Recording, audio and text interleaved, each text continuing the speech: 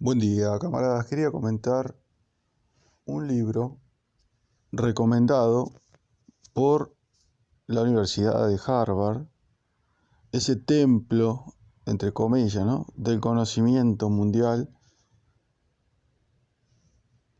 que, bueno, como veremos, como ya sabemos muchos, eh, lo único que da es contactos a los alumnos, ¿no? Por eso vale lo que vale, pero que de ciencia absolutamente nada, ¿no?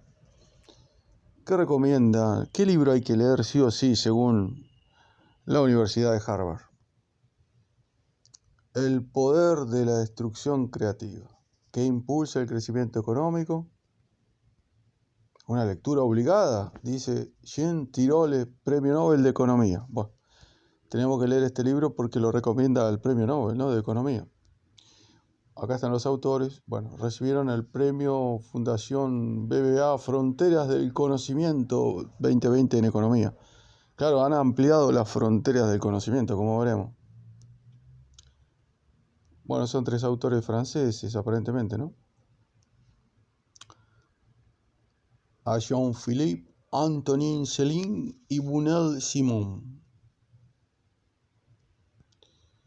Bueno, se editó en Barcelona, España, encuadernación rústica, porque no vale la pena realmente hacer una encuadernación de lujo, porque este libro sirve, como decimos acá los argentinos, para prender el fuego, ¿no?, en el asado. 496 páginas, o sea, es un bodrio, digamos, probablemente, ¿no? 24 euros. Bueno, impagable, ¿no? Por supuesto, para nosotros acá en Argentina. Bueno, vamos a ver la sinopsis, ¿no? ¿Qué tenemos entre manos? Los afortunados, entre comillas, que lo compren, ¿no? Las crisis se suceden. Bueno, gran descubrimiento han hecho estos muchachos, ¿no? Uy, bueno, lo perdí. Al texto. Bueno, acá está. La desigualdad aumenta. Otro gran descubrimiento, ¿no? El crecimiento se estanca. Uy, la verdad que por lo pronto están reconociendo la realidad, ¿no? El medio ambiente se deteriora y la pandemia del COVID ha dejado al descubierto las debilidades del sistema. Ya empezamos mal, ¿no? Digamos, la pandemia no ha dejado al descubierto las debilidades del sistema. Lo que ha dejado al descubierto que este sistema se está desmoronando, el sistema capitalista mundial. Las debilidades del sistema capitalista ya fueron descubiertas por Marx hace más de 150 años, ¿no? Continuamos. Con lo cual, poco se puede esperar de un libro que ni siquiera entiende lo que está pasando, ¿no? Cada vez se oyen más llamamientos a un cambio radical, incluso al fin del capitalismo. Bueno, muy bien, están reconociendo que las masas, por ejemplo, acá en América Latina, se están rebelando contra el capitalismo en Chile, Ecuador, Perú, Colombia, ¿no? O sea que bien. Bien también, felicitaciones. Pero la respuesta a estos problemas no es la revolución. No, por supuesto. ¿Qué puede recomendar Harvard? Un libro que llame a la revolución socialista. Un libro que apoye a los comunistas de todo el mundo. No, por favor. Ese templo sagrado del conocimiento, la Universidad de Harvard, jamás va a llamar a la revolución. Todo lo contrario, va a sostener la contrarrevolución hasta el último minuto. Bueno, la respuesta a estos problemas no es la revolución, decía, sino crear un capitalismo mejor. ¡Qué bien! Bueno, están en la línea, digamos, kirchnerista, el teórico visco Néstor Kirchner, que decía que, digamos, el problema del capitalismo eran los usureros. Su abuelo era usurero, por eso él podía hablar con conocimiento de causa, ¿no? De hecho, él se dedicó a acumular inmuebles que le sacaba a los pobres que no podían pagar las hipotecas, ¿no? Y su señora esposa también está en esa línea, ¿no? El problema no es el capitalismo, el problema son los bancos. Esos señores que quieren vivir de la usura y explotar salvajemente a los pobres que necesitados que toman crédito, ¿no? Necesitamos un capitalismo industrial, dicen los Kirchner. Bueno, ¿se referirá a eso, digamos? Vamos a seguir un poquito a ver si podemos. Pero es necesario comprender y aprovechar el poder de la destrucción creativa. Bueno, esto es un refrito, muy probablemente, de la teoría, entre comillas, de Schumpeter, de que la esencia del capitalismo es la destrucción creativa. Recién buscando este libro en PDF, obviamente no lo iba a encontrar, porque lo sacaron este año, encontré una tesis doctoral de un seguidor de Schumpeter, un español, un catalán creo, que bueno, también hizo un texto gigante de 500 páginas, una tesis doctoral que no la vale nadie más que los profesores que estaban obligados, ¿no?, para aprobarlo. Pero me fui a las conclusiones, que eran como 5 páginas, en la cual decía que, bueno, después de leer a Schumpeter y toda la fundamentación, la refutación, entre comillas, que hacía de Marx, la refutación que hacía del imperialismo de Lenin, etcétera, etcétera, tantas refutaciones de autores marxistas, el autor, el muchacho que se estaba recibiendo, que propuso esa tesis para recibirse de economista, decía que él no sabía si en este momento el capitalismo seguía o no. Bueno, parece que esta gente tiene muchísimas dudas, ¿no? Sigamos. Bueno, una innovación disruptiva, esa destrucción creativa, ¿no?, pero que durante los últimos 2 siglos ha generado una prosperidad hasta entonces impensable. Bueno, lo que están planteando estos autores es que tenemos que ir 200 años para atrás en la historia, ver cómo el capitalismo creció y copiarlo. Ahora, hay un pequeño problemita que esta gente lamentablemente parece que desconoce, justamente porque no lee o lee mal y refuta, entre comillas, como el autor de la tesis, seguidor de Schumpeter, el propio Schumpeter y toda esta gente con esta basura de la destrucción creativa, tienen un pequeño problemita. No entienden lo que está pasando. Digamos, cuando el capitalismo, esos 200 años a los cuales hace referencia, el capitalismo fue progresista, lo fue justamente porque era un capitalismo joven, un capitalismo de la libre competencia, un capitalismo, como decía Marx en el Manifiesto Comunista, que era una mejora sustancial con respecto al feudalismo, ¿no? Destruía todos los vestigios de la sociedad feudal y sentaba las bases de un crecimiento económico formidable, una prosperidad social hasta entonces desconocida, y eso estaba muy bien. El problema es que el desarrollo del capitalismo, la lucha antagónica entre los señores burgueses, esos que van a Harvard, no a aprender, por supuesto, que saben que van a aprender en Harvard, ¿no?, leyendo estos libros, ¿qué puede aprender uno, no?, sino, como decía al principio, a conseguir contactos, ¿no? Por eso pagan matrícula de $20.000, $30.000 anuales, para codearse con los de su clase, con los que están bien acomodados, para que les den trabajo y juntos sean defensores acérrimos de este sistema podrido, porque justamente eso es lo que desconocen estos autores. No se trata de destrucción creativa o destrucción destructiva o lo que el juego de palabras que se le ocurra. Se trata de que el capitalismo cambió de fase. En esta fase en la fase del capitalismo monopolista, del imperialismo. Y en esta fase del capitalismo mandan los monopolios.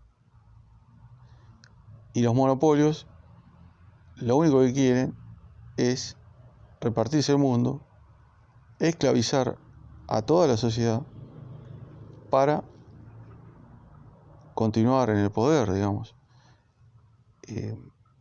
Muy por el contrario de lo que esta gente piensa, poco pueden hacer los pequeños empresarios, medianos empresarios ante los monopolios.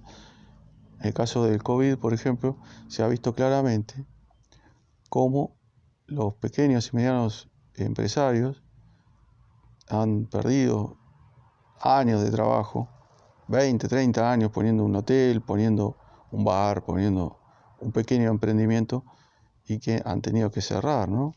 Justamente porque estas medidas restrictivas los han mandado a la ruina, ¿no? No tienen espaldas, no pueden aguantar. Los grandes capitales los ignoran y los consideran lo que son, competencia, ¿no? Es una lucha salvaje por sobrevivir y de eso saben mucho los monopolios.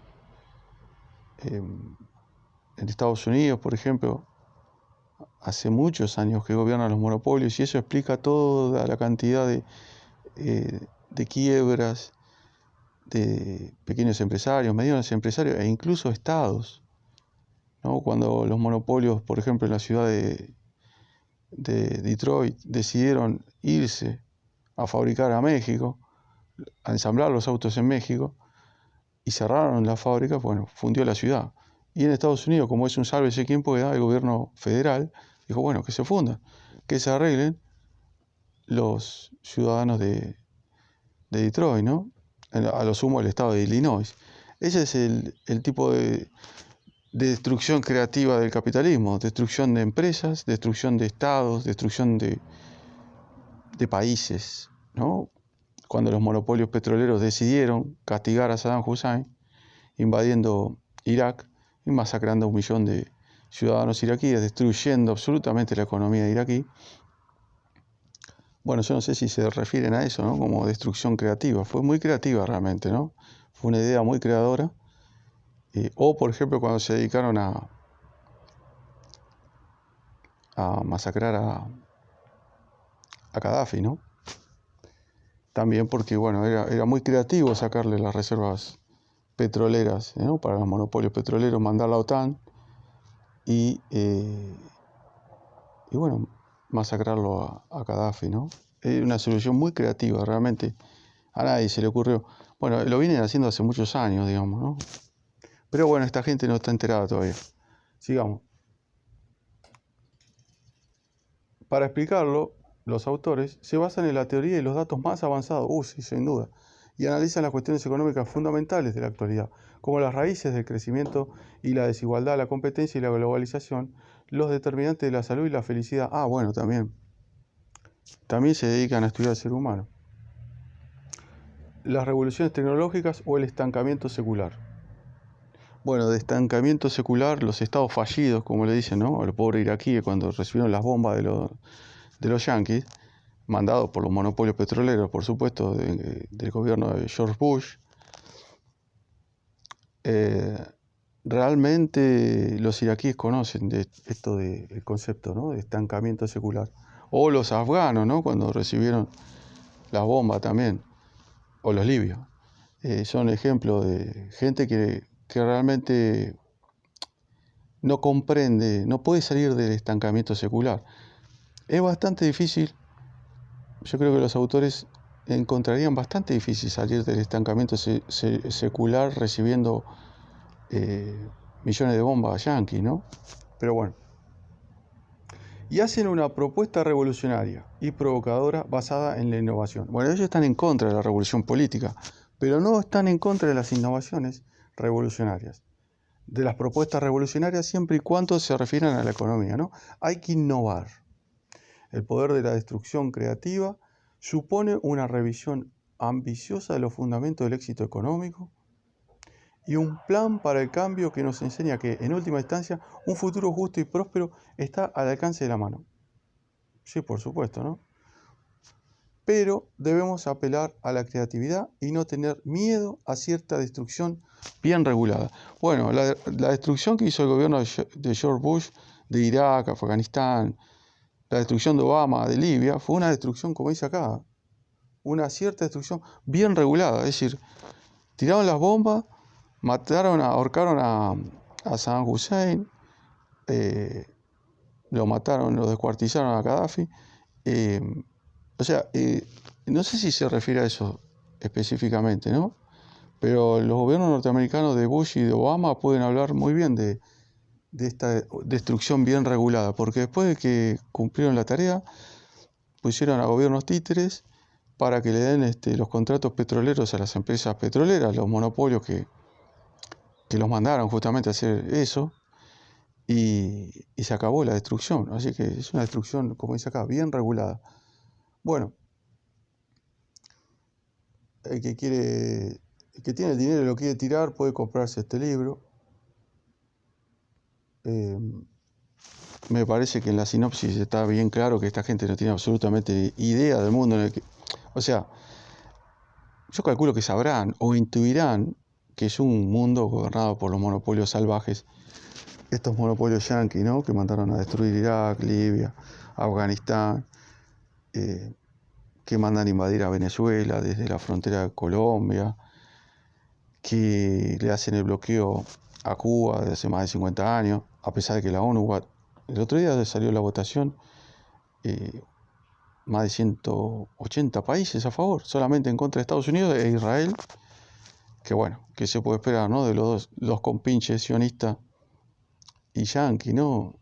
El representante del salvajismo humano, como decían varios camaradas marxistas, bestias con rostro humano, ¿no? Con apariencia humana. Bueno, las dos bestias votaron obviamente en contra, ¿no? Para seguir manteniendo el bloqueo a Cuba, para seguir tratando de matar a Nicolás Maduro. Ahora le endilgaron a Maduro que quiso matarlo a Duque, el criminal gobierno colombiano que se dedica a masacrar a su población. Bueno, no me quiero ir un poco del tema. Esta gente intuye el mundo en el que viven, pero bueno, se dedica justamente desde la economía, con el apoyo del premio Nobel, el señor Gentilol, que seguramente habrá recibido el premio Nobel por otro tipo de aporte que lo único que hace es justificar el capitalismo, ¿no? Bueno, ellos los que son simplemente es defensores de este sistema a ultranza, ¿no?